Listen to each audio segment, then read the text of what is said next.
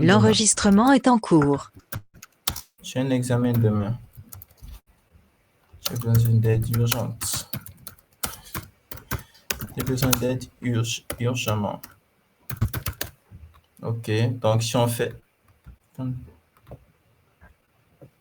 Donc si on valide ce formulaire-là, je sais que l'on va vérifier votre connexion Internet. Ok, pourquoi? Ok, faut que je lance l'exécution workflow. Donc, si je valide... Donc là, vous voyez, c'est en train de tourner le bas. Là, on est au niveau du code, le send message. OK, là, il est bloqué parce qu'il attend la validation au niveau du Slack. Donc, si on va dans le Slack, on a à 16h12, un utilisateur a soumis un nouveau formulaire sujet urgent, assistance pour votre ordinateur. L'ordinateur ne s'allume plus. Le message proposé, c'est « Nous sommes désolés d'apprendre que votre ordinateur ne s'allume plus. Compte tenu de l'urgence, nous sommes à votre disposition pour l'aider plus vite. Pourriez-vous nous indiquer le modèle de votre ordinateur, comme il est dans cet état, et si vous avez un numéro de série à portée de main. » Donc, on valide. Si on valide, on vient, on voit qu'il est passé. Là, c'était true parce qu'on a validé et c'est parti. Donc, normalement, je dois recevoir un mail ici. Oui, j'ai reçu un mail à 16h13. On a notre mail comme ça. OK. Bon, il est déjà 16h13. OK.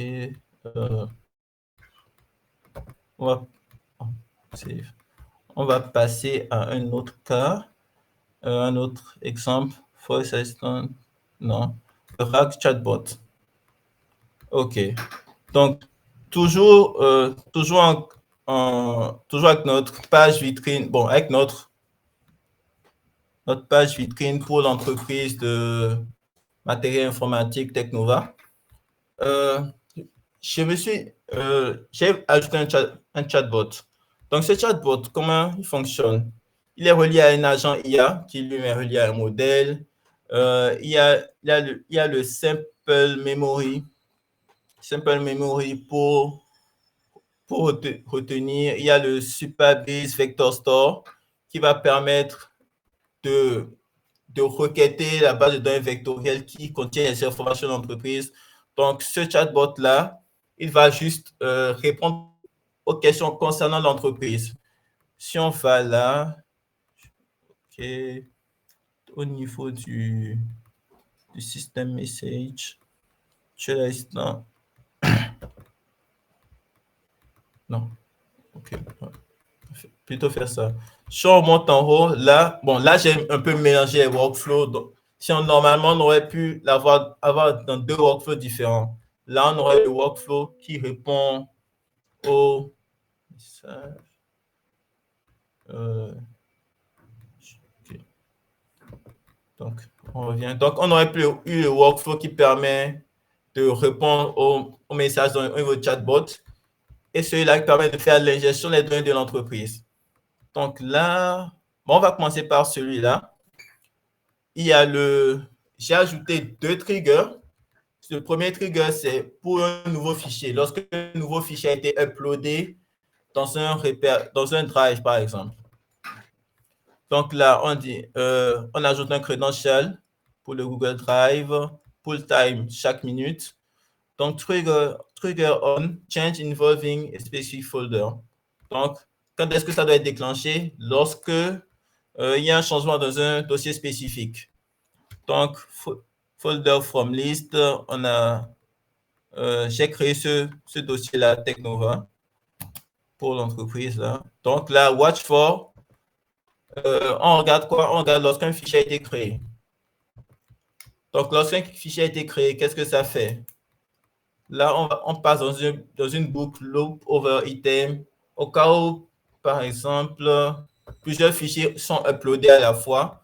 Donc, on va boucler sur chaque fichier individuellement. Il y a aussi celui-là pour cette fois-ci la mise à jour. Donc, c'est la même configuration, sauf que là, on regarde pour les fichiers qui sont mis à jour.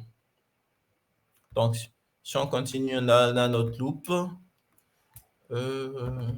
On a notre loop, là, on a notre condition if. If, on regarde si c'est un document Google Docs. Donc,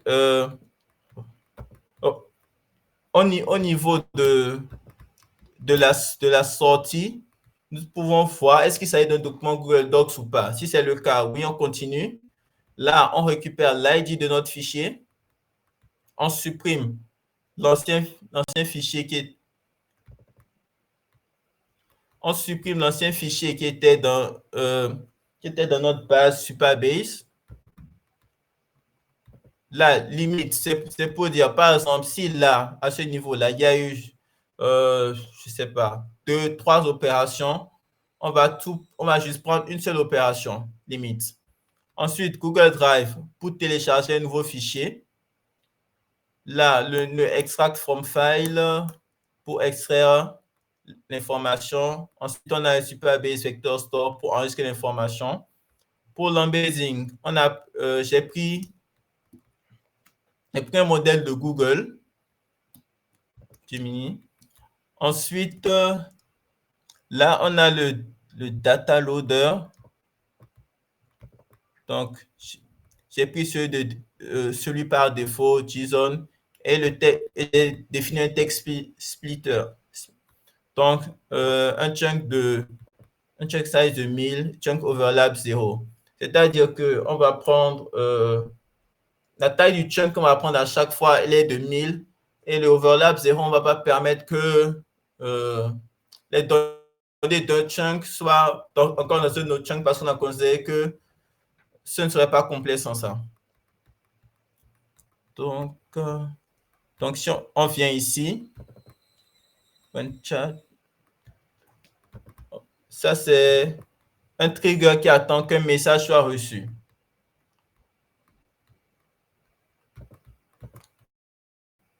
Donc là, on a le chat URL. On peut le rendre disponible publiquement. Le mode embedded chat est là. Pour l'intégration, follow the instruction here to embed the chat into a web page. Donc, si on clique dessus, ça nous ramène sur cette page-là. Cette page nous montre comment intégrer le chat directement sur une page d'un site web. Si on vient là, c'est ce qu'on a ici. Donc, c'est juste, on peut dire c'est juste ceci que j'ai pris avec deux, trois ajouts. Mais c'est juste ça qui permet de se connecter au chat à partir du site web. On va partir de notre page vitrine dans notre cas. Donc là, il faut juste définir le webhook URL qu'on a à ce niveau-là. Donc, il y a une version pour Vue.js, une pour React. Et là, on a un peu plus de détails sur les éléments que vous pouvez mettre pour le personnaliser. Donc, si on vient ici sur notre chat, on démarre.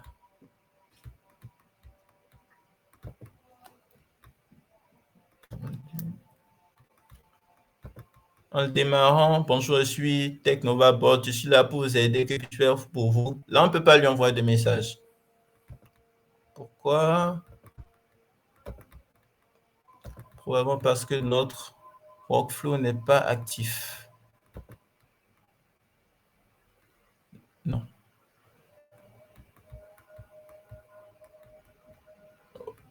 Ok, donc ça a exécuté ce workflow-là. Ce workflow, il a fait ça, et il a enregistré ces informations dans notre base de données vectorielle. Donc, avec les flèches, on peut suivre l'évolution pour voir à quel niveau ça s'est arrêté ou bien à quel niveau il y a une erreur. Donc, si là, plutôt, on fait ceci, on va activer tout le workflow. On recharge la page. Là, maintenant, on peut écrire au chat. Donc, bonjour.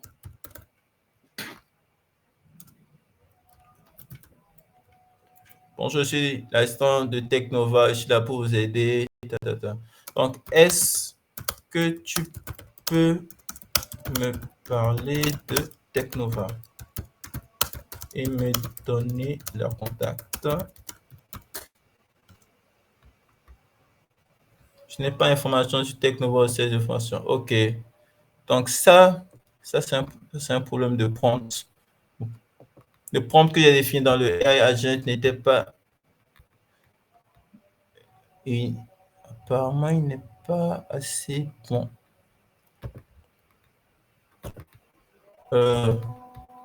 Donc, bon, je vous ai même pas montré le dossier.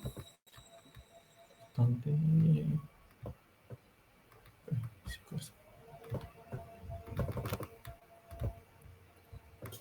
Donc là, c'est le fichier, bon, c'est tout ChatGPT qui me l'a généré, où il y a les différentes informations les différentes informations sur l'entreprise Technova et tout, fac, extrait, logistique et couverture, marque, partenaire, exemple, etc.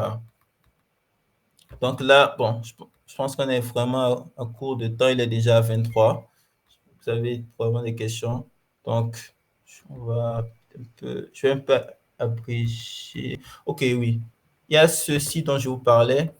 Là, quand vous venez à une autre, il y a les pre-built agents qui vous permettent de faire, qui vous permettent d'avoir des use cases très, très rapidement. Par exemple, il y a le Voice Assistant Agent. C'est un assistant personnel. Bon, si on clique dessus, il va nous l'afficher. C'est un assistant personnel qui vous permet par exemple, d'envoyer un message sur Telegram. Si jamais c'est un fichier audio, on récupère le fichier Telegram, on transcrit l'audio, on transcrit l'audio, ensuite on passe à l'assistant. Si jamais c'était juste un message texte, on crée le champ et on le passe aussi à l'assistant. Donc, c'est-à-dire qu'à ce moment-là, l'assistant, il peut avoir deux types d'entrées. Bon, il va avoir le même type d'entrée, ce sera toujours du texte, mais qui peut venir de deux origines différentes, soit un message texte, soit un audio. Ensuite, il va te répondre directement sur Telegram. Il y a le modèle, memory, get event. Et là, ce qui est vraiment bien, c'est que on t'explique un peu ce que le workflow fait.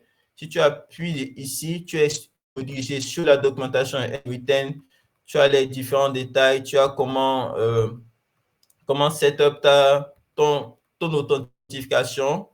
C'est vraiment, vraiment assez simple. Personnellement, je pense que pour j'ai testé ce workflow-là.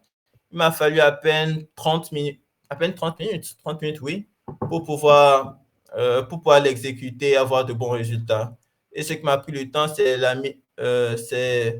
la création du credential pour Telegram parce que ce n'était pas très clair pour moi dans la documentation. Mais passons. Donc, nous avons encore d'autres AI nodes par défaut. Par exemple, Email Cage, Agent pour créer les mails, Knowledge Store Agent, Task Management Agent, Job Agent. Donc, il y a déjà de bonnes bases pour débuter. Donc, si vous ne savez, et surtout si vous ne savez pas où commencer, il y a aussi la partie template dont j'avais parlé au tout début. Si vous allez sur la partie template, okay. Sur la partie template, là vous êtes redirigé sur le site de N8N et vous avez plus de 5, bon, le chiffre augmente, vous avez plus de 5103 différents workflows pour l'automatisation des templates. Donc, ils sont triés par sujet. Par exemple, on peut prendre Sales. Sales et AI Agent. Il y a 728 Sales Automation Workflow que vous pouvez utiliser, vous pouvez explorer. Là, on peut regarder, par exemple, quel on prend. Et c'est le Telegram Approval on Google Sheet 5. OK. Vous allez dessus. AI Powered Conversational Natural Language. Donc là, il y a une description de tout ce que ça fait, step 1, un placeholder. Donc là, on vous indique ce que vous devez faire pour, pour personnaliser votre agent, faire qu'il marche. Il y a différents test and deploy, il y a différents steps. Vous n'avez qu'à appuyer sur Use for Free. Là, Use for Free, on vous propose Copy Template to Clipboard JSON, then Get Started with N8N Cloud, Open Self-Hosting. Donc, si vous faites ceci, par exemple, vous venez dans votre workflow. On va créer un nouveau workflow, tout simplement. Vous faites, bon.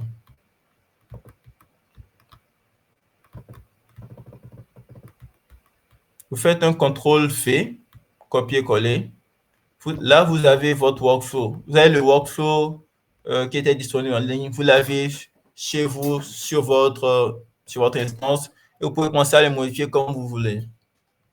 Donc, si vous voulez commencer avec N8N, n'avez pas trop d'idées, ça peut être déjà un bon début. Vous allez sur le site, vous allez dans la partie template. Il y a vraiment beaucoup d'exemples. Vous avez la partie trending, AI templates. Vous avez différentes catégories. Marketing, sales, support, order, document ops, IT ops, etc. Donc, OK. Il y a aussi une autre option, c'est de demander à ChatGPT ou à Claude. Parce que comme c'est du JSON, là, vous avez vu qu'on a choisi un template. Un template, on nous a demandé copy template to clipboard avec du JSON. Donc, vous pouvez demander à ChatGPT ou à Claude de générer du JSON pour un JSON, un workflow N8N format JSON. Donc, vous lui expliquez ce que vous voulez et vous le génère. Donc, bon, moi, je l'ai testé. ChatGPT, c'était pas trop top. Claude, un peu plus. Mais il fallait quand même avoir les bons prompts. Donc, les 16h30, je pense, notre meeting était censé finir là. Mais s'il y a des questions, dans le chat. Merci Élie pour ta présentation. Nous avons beaucoup appris. Maintenant, je ne sais pas s'il y a des questions. Vous pouvez les laisser au niveau du chat ou les la main pour prendre la parole.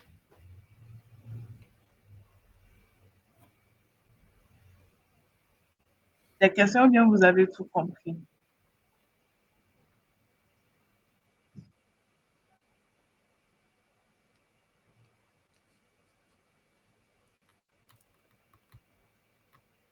OK, pas de questions.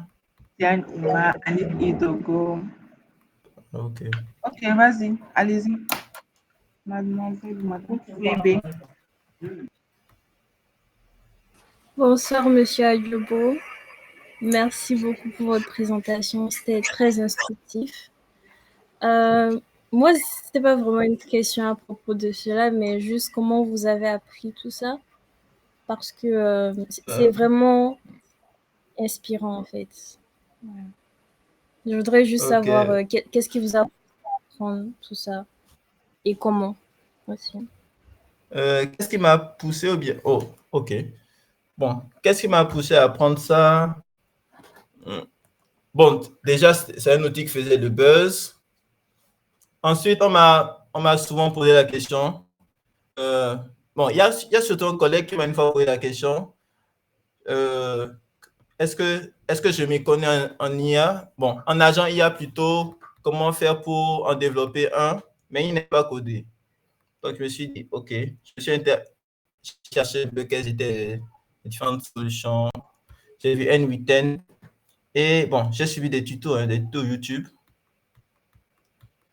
Si vous allez sur YouTube, vous tapez agent N8N, il y a plein de vidéos. Hein. Ce n'est pas très compliqué. Tuto N8N. Oh.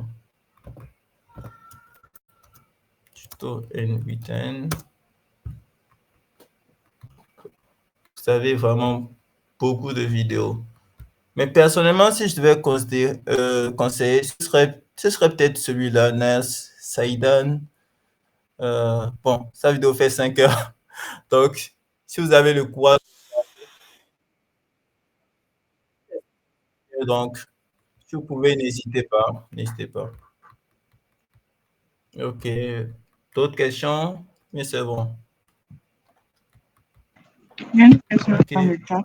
Question dans le chat. Oui, je viens de la voir. Oui, oui. J'aimerais Monsieur savoir comment Cheikh. intégrer un workflow Newton dans une application web. Bon, pensez à Cheikh Hébreu. Bon, dans une application web, c'est-à-dire de quelle manière? Là, par exemple, dans ce que je présentais, j'ai montré comment l'intégrer dans un chatbot.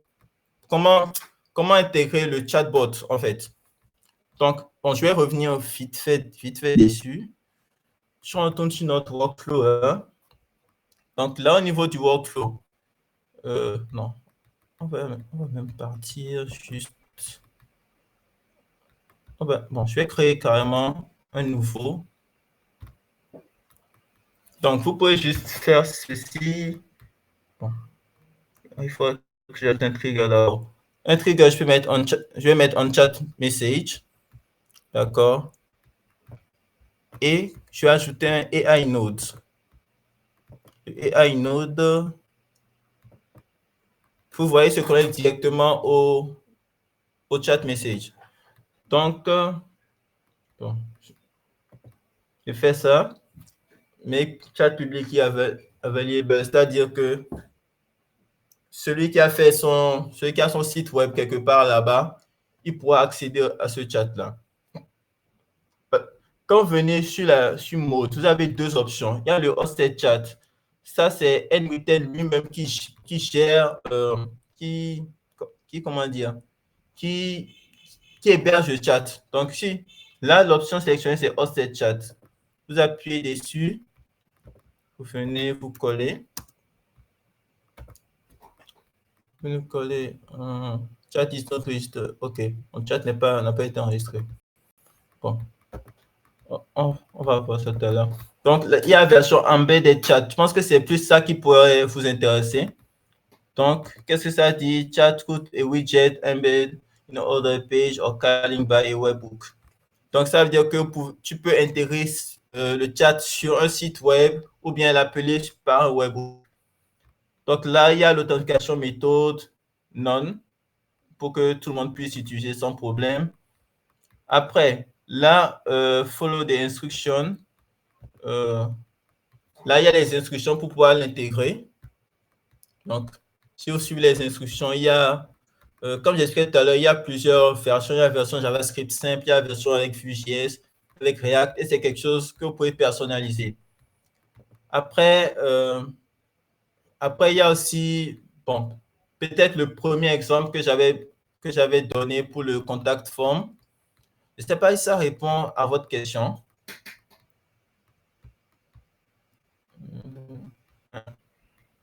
Allô, cher?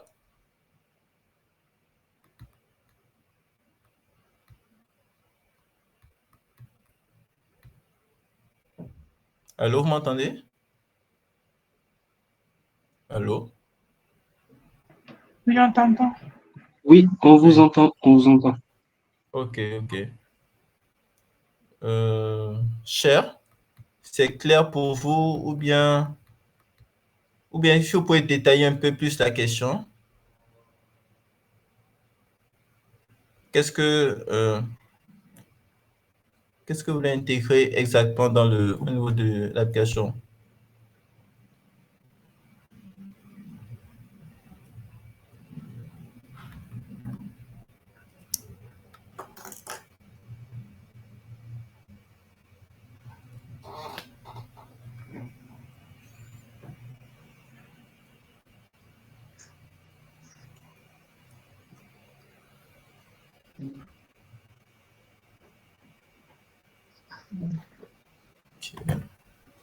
Bon, peut-être en attendant qu'il précise, j'avais une question.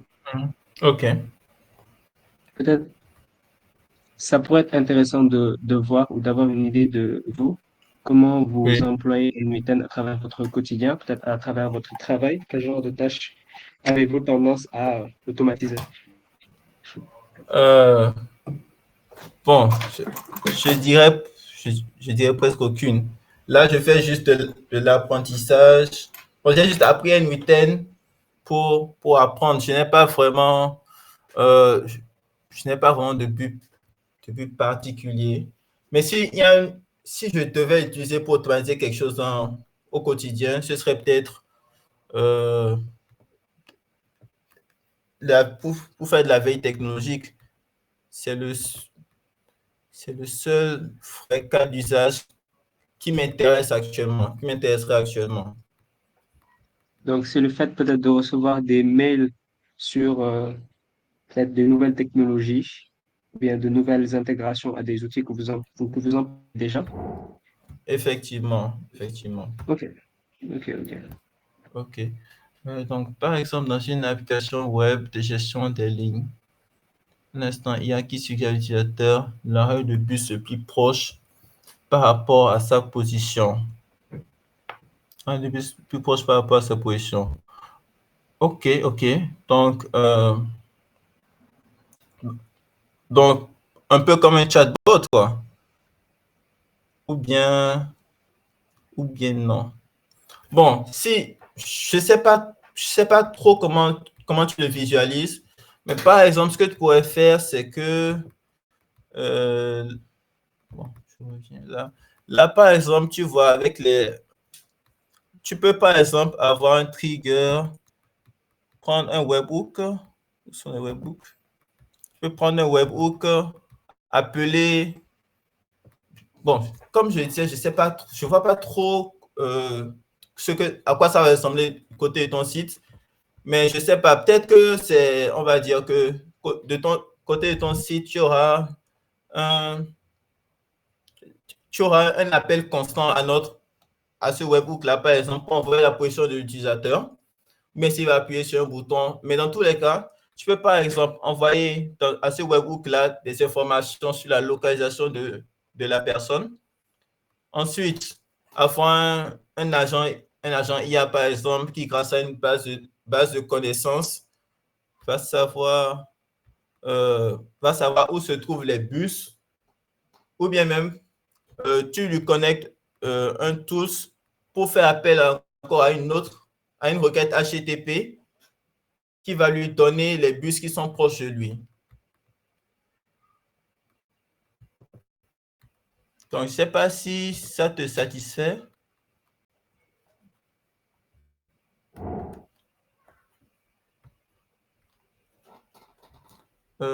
Konaté Abdourachi, nous pourrons automatiser des tâches de web scrapping avec N8N. Oui, oui, oui, effectivement, c'est possible. C'est possible d'automatiser web scrapping. Ok, je suis d'accord. Bon, au pire, si c'est pas clair, tu peux après me contacter en privé pour que je comprenne mieux ton cas d'usage. Mais Konaté, comme je disais, oui, c'est possible d'automatiser web scrapping. En fait, à partir du moment où il y a les nœuds codes, il y a les requêtes HTTPS, vous pouvez quasiment presque tout faire avec N8N, sauf charger beaucoup de données, avoir plusieurs workflows en parallèle. Mais toutes les choses, on va dire, qui ne demandent pas beaucoup de ressources, qui demandent peut-être un peu de complexité, vous pouvez tout faire avec N8N. Vous avez le code, vous avez les requêtes HTTP, vous pouvez essayer d'adapter tout ce que vous pouvez faire, tout ce que vous voulez faire. Mais je pense même que nativement, il doit y avoir des outils pour faire le scrapping. Hein. Oui.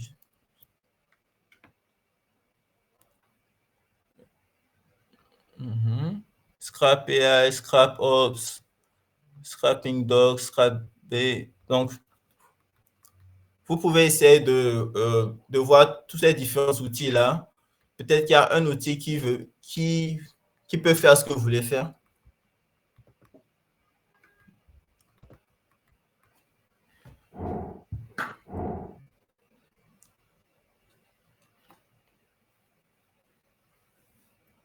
Ok, Ismaël, quelles sont les limites de N8N? Quelles sont les limites de N8N? Donc, comme, bon, je retourne sur le PowerPoint. Donc, OK. Donc, les limites de N8N. Là, ici, j'ai cité quelques limites. Par exemple, comme je disais, N8N n'est pas conçu pour gérer des milliers de workflows en même temps. Donc, si vous avez trop de workflows, N8N, ce n'est vraiment pas adapté pour vous. Mieux vous allez sur du Airflow, Airbyte. Bon, ça dépend vraiment de ce que vous voulez faire, en fait. Après, l'exécution est séquentielle. Donc, vous n'avez pas vraiment de parallélisme. Il y a les limitations des différentes API. Et bon, là, vous avez aussi d'autres limites, mais moi, je dirais que les deux plus grandes limites, c'est surtout celle-là. Ensuite, quelle est la différence entre coder son propre agent IA et utiliser N8N? OK. Quelle est la différence entre coder son propre agent IA et utiliser N8N? Bon, déjà, si tu n'aimes pas coder, je pense que tu vas préférer N8N aux différents frameworks comme LangChain, Small Agent ou autres. Maintenant, quand tu veux coder un agent IA, moi, par exemple, j'ai rencontré une difficulté une fois. Si je me trompe pas, voilà, oui, c'était avec Small Agent. J'avais un Space Hugging Face où j'avais développé un petit agent avec Small Agent. Ensuite, je pense 2 mois après, je reviens, je duplique le space, je modifie un peu, mais là, plus rien ne marchait. Plus rien ne marchait, je pense qu'il a peut-être passé une journée. J'ai laissé une journée, je suis revenu le lendemain, j'ai passé plus d'une heure, j'essaie de comprendre pourquoi ça ne marchait pas. Je suis allé, j'ai cherché sur Google, fatigué, ChatGPT, bon, ne donnait rien de vraiment précis.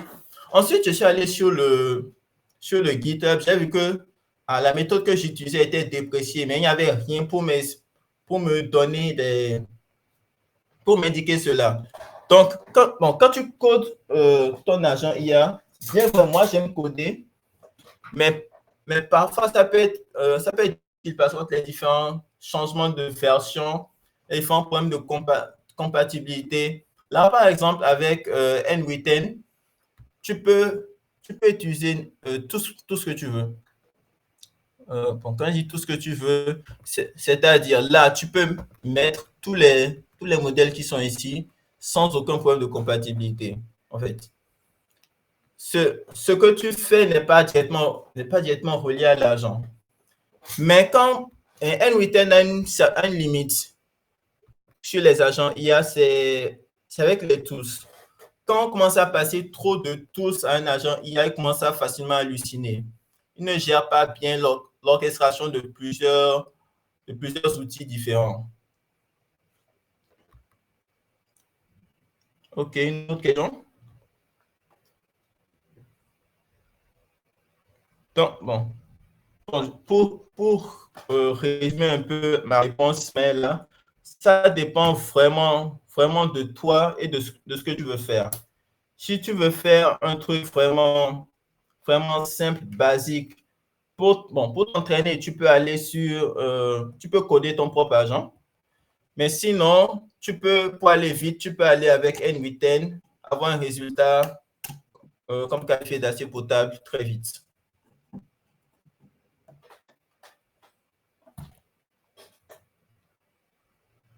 Il y a plus de questions? Vous avez tout compris?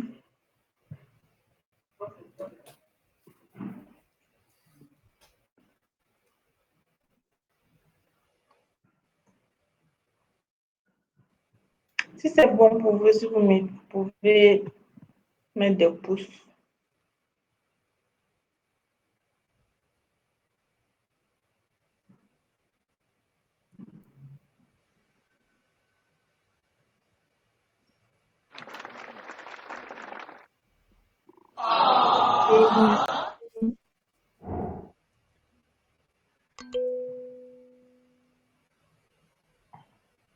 Ok, je pense qu'il n'y a plus de questions aussi. On a dépassé de quelques minutes.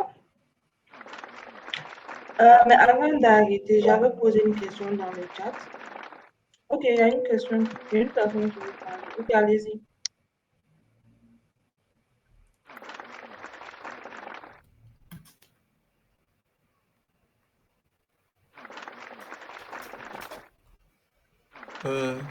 Tu veux parler?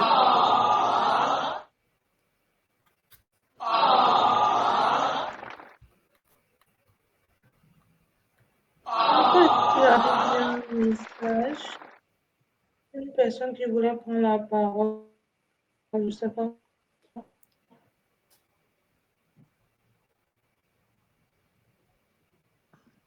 Ok, bon, si la personne